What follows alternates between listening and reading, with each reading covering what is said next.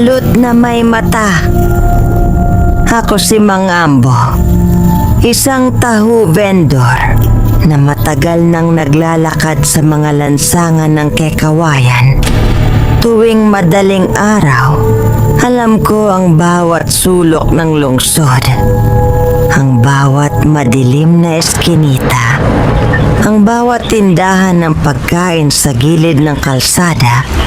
Ngunit may isang gabing hinding-hindi ko makakalimutan, na isang gabing nagturo sa akin na hindi lahat ng pagkain ay para sa tao.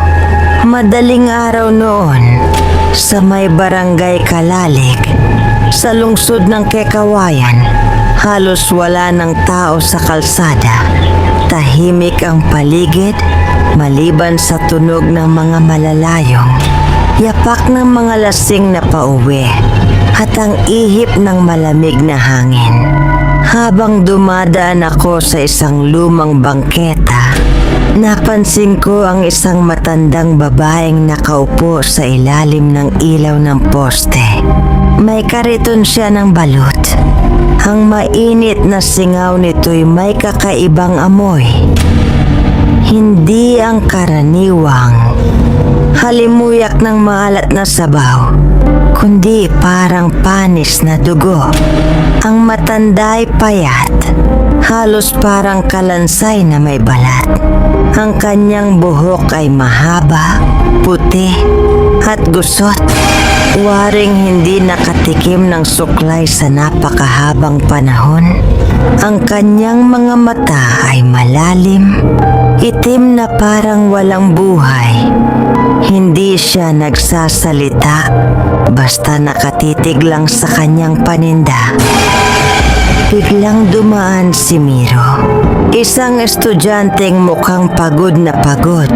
Suot pa niya ang kanyang puting polo na may bahid ng pawis at may dala pang bag. Gutom siya, kaya't lumapit siya sa matanda at tinanong kung magkano ang balot.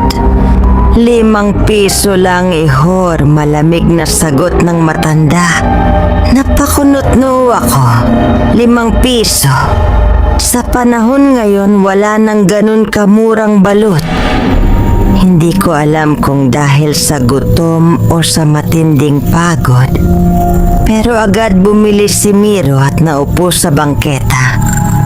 Kinuha niya ang mainit-init pang balot. Tinapik ito sa mesa at binuksan ang balat. Doon nagsimula ang bangungot. Sa halip na karaniwang sisiw, isang maliit na mata ang nakadungaw mula sa loob ng itlog. Itim ito, kumikislap sa ilaw ng poste at tila may sariling buhay. Hindi ito mata ng sisiw. Hindi ito mata ng anumang hayop. Ito ay isang malataong mata at biglang kumurap ito. Nabitawan ni Miro ang itlog. Tumalsik ito sa lupa at kitang-kita namin kung paano gumulong palabas ang maliit na mata. Nanginginang sa dilim. Tumitig ito kay Miro. Napatras siya, halos masuka, at ang kanyang mukha ay nanlumos sa matinding takot. Ano yan? Sigaw niya habang ang kanyang mga kamay ay nanginginig. Natahimik ako. Gusto kong tumakbo. Ngunit parang may kung anong puwersang nagpapako sa akin sa kinatatayuan ko. Dahan-dahan ang matandang tindera ay tumayo. Akala ko noon ay kuba siya, pero ngayon unti-unti siyang umunat. Lumitaw ang kanyang buong katawan. Hindi payat, kundi matangkad at matigas na parang lumang puno. Ang kanyang mga mata ay biglang nagningning. At sa kanyang labi, lumabas ang isang nakakatakot na ngiti. Ang kanyang halakhak ay mahina noong una, ngunit unti-unting lumakas hanggang sa parang pumuno ito sa buong bangketa. Akala mo ba, iho? Sabi niya kay Miro. Lahat ng pagkain ay para sa tao? Di na namin hinintay ang kasunod.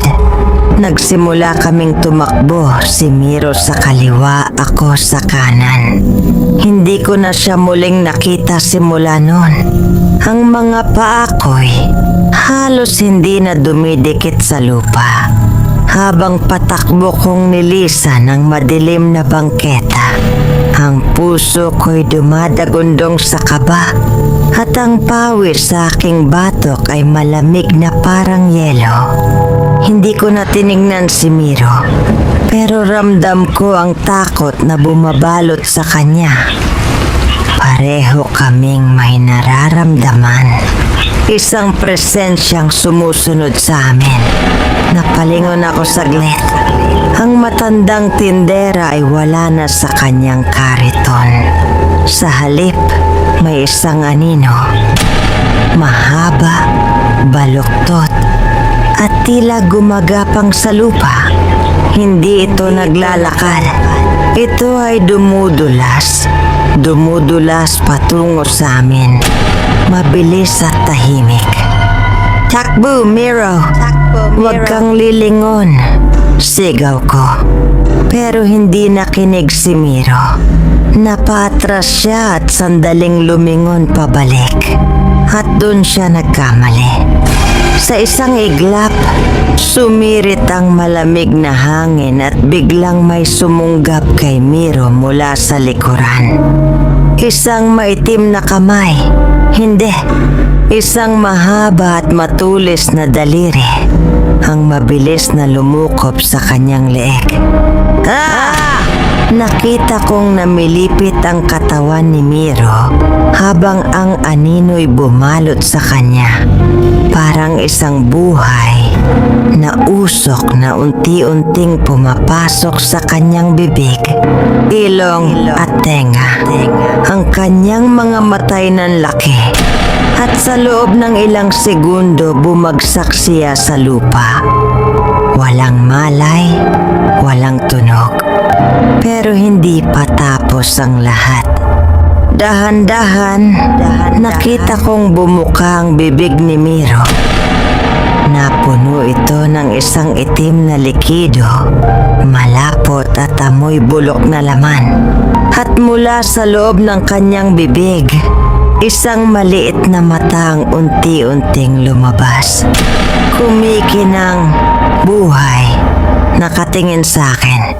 Napatakbo ako, halos mapatid sa sarili kong mga paa. Hindi ko na inisip kung saan ako pupunta. Basta palayo. Palayo sa bangketang iyon, sa tindera, sa balot na hindi dapat kinain. Pagdating ko sa isang maliwanag na kanto, huminto ako at humihingal. Mabilis kong sinulyapan ang madilim na eskinita kung saan kami nagtakbuhan. Tahimik na ulit ang paligid. Walang matandang tindera. Walang anino.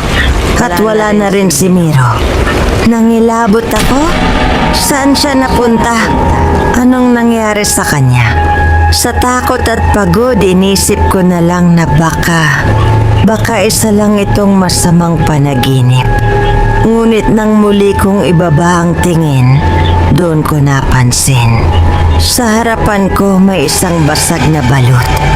At sa loob nito may maliit na matang nakatitig sa akin. Biglang bumukas ang itlog. At may narinig akong pabulong na tawa. Sa gabing iyon natutunan ko ang isang bagay. Hindi lahat ng pagkain ay para sa tao. At minsan, ang pagkain ang kumakain sa'yo. Mula noon, hindi na ako bumibili ng balot sa mga di kilalang tindera.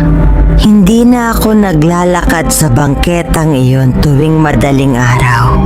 At sa tuwing makikita ko ang isang itlog na basag sa kalsada, parang may mga matang nakatingin sa akin mula sa dilim.